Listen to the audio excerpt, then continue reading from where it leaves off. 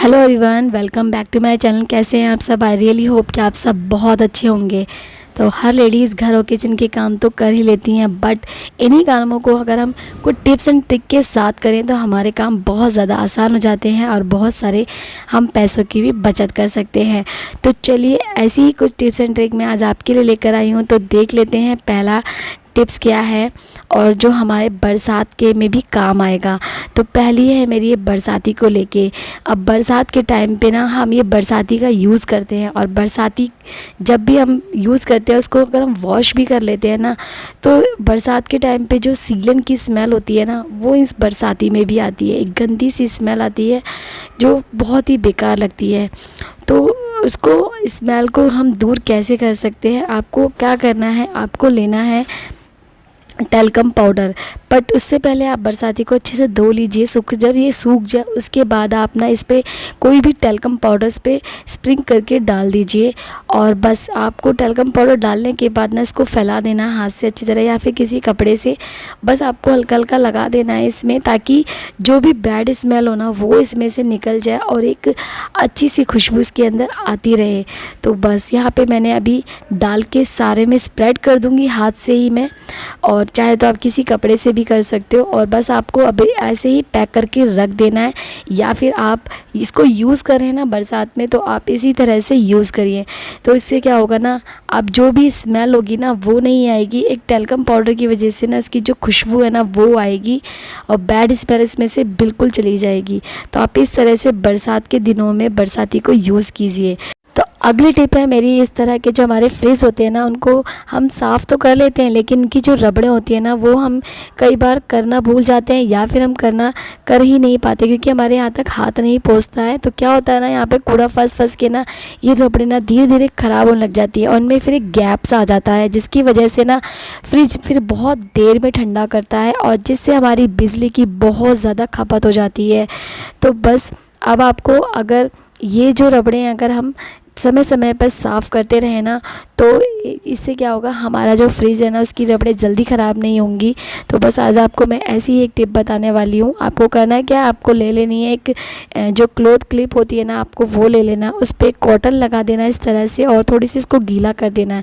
अब आप इसको देखो ईज़िली साफ़ कर सकते हो इसको। बस अब आपको रबड़ों के बीच में लगाना है इस तरह से, और इस तरह से ऐसे आप करते जाओगे तो ये जो कॉटन है ना सारी गंदगी ना खींच लेगा।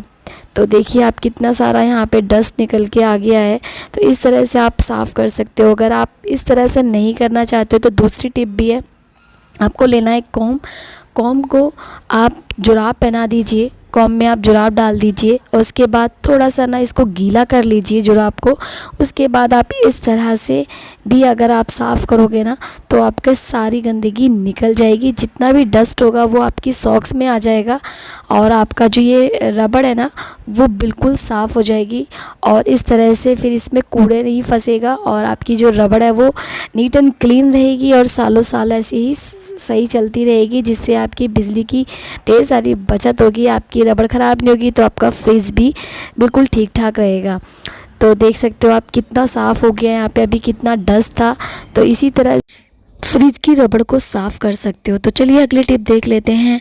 अब बरसात का टाइम है, और बरसात के टाइम पे ना हमारे घरों में से ना एक अजीब सी स्मेल आने लगती है, सीलन की स्मेल आने लगती है, और हर जगह आने लगती है। घर में जो अलमारियाँ होती हैं उनमें रखे कपड़ों में भी बहुत ज़्यादा स्मेल आती है। तो आपको करना है क्या, आपको ले लेना है एक कप, और कप में 1 चम्मच ना आपको कॉफ़ी पाउडर डाल देना है। तो यहाँ पे मेरे पास एक पाउच था, मैं वो वाला डाल रही हूँ। तो आप चाहें तो 1 रुपये वाला पाउच आता है वो भी डाल सकते हो। अब बस आपको इसके ऊपर टिश्यू पेपर लगा देना और रबड़ से इसको सिक्योर कर देना है।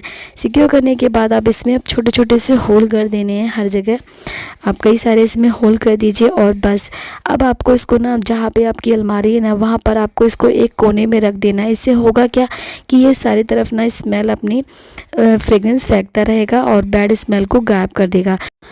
तो अगली टिप है हमारी, इस तरह के जो सिंक एरिया होता है ना उसको लेकर। क्या होता है, कई बार अब बरसात के टाइम पे ना हमें कई तरह के कीड़े मकोड़ों का हमें फेस करना पड़ता है। और यही एक ऐसा एरिया है जहाँ पे हमें सबसे ज़्यादा पानी का काम होता है और यहीं पर बहुत सारे कीड़े मकोड़े पनपते हैं, जैसे कान खजूरा हो गया, कॉकरोच हो गया और छोटे छोटे कीड़े हो गए, वो आते रहते हैं इसी सिंक एरिया से। तो आपको करना क्या है, जब आप सारा काम कर लो तो रात के समय में आपको यहाँ पर थोड़ा सा नमक बिखेर देना है पूरे सिंक एरिया में। आप इस तरह से नमक डाल दीजिए और जो ये जाली है ना यहाँ पर भी डाल दीजिए।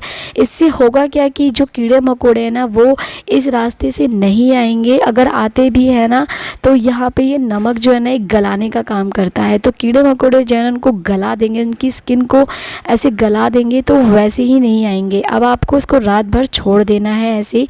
अगले दिन नेक्स्ट मॉर्निंग जब आप इसमें काम करने जाओगे, जब इसको साफ़ करोगे, उससे पहले आपको थोड़ा सा यहाँ पे शैम्पू डाल दीजिए। शैम्पू डालने के बाद आपको यहाँ पे मैंने एक पॉलीथीन ले लिया, उससे मैं यहाँ पर एक पूरे सिंक को साफ़ कर लूँगी।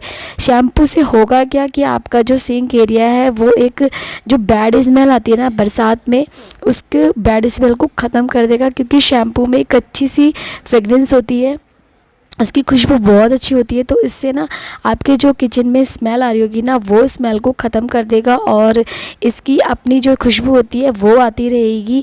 और इस तरह से आप जब साफ़ करोगे ना शैम्पू से तो आपका जो ये सिंक है ना वो भी चमक जाएगा और बहुत अच्छे से साफ़ भी हो जाएगा। तो इस तरह से आपके जो दो काम है ना वो हो जाएंगे, एक तो कीड़े मकोड़े नहीं आएंगे, दूसरा जो आपके किचन में बैड स्मेल आ रही होगी ना जो सिंक के एरिए पे वो नहीं आएगी। और इसे आप अच्छे से साफ़ कर लीजिए। जब आप अर्ली मॉर्निंग जब काम करते हो तो उससे पहले आप इसे अच्छे से साफ़ कर लीजिए। तो आप देखोगे आपका जो सिंक एरिया है वो एकदम नीट एंड क्लीन हो जाएगा और कीड़े मकोड़ों की भी जो समस्या है वो भी ख़त्म हो जाएगी, क्योंकि बरसात के टाइम पे ना हर एक को ये फेस करना ही पड़ता है, क्योंकि कीड़े मकोड़े वो आते ही आते हैं, हम कितना भी कुछ भी कर ले ये आते ही हैं। तो बस आप इस तरह से रात में, जब तक बरसात है तब तक रात में आप इस तरह से काम कर लोगे तो आपके यहाँ पर ये कीड़े मकोड़े नहीं आएंगे। तो देख सकते हो आप कितना यहाँ पे एकदम से जो ये सिंक एरिया वो साफ़ हो चुका है और खुशबू भी बहुत अच्छी आ रही है शैम्पू की वजह से। आशा करती हूँ कि आपको मेरी सारी टिप्स एंड ट्रिक पसंद आई होंगी। पसंद आए तो प्लीज़ एक लाइक कर देना।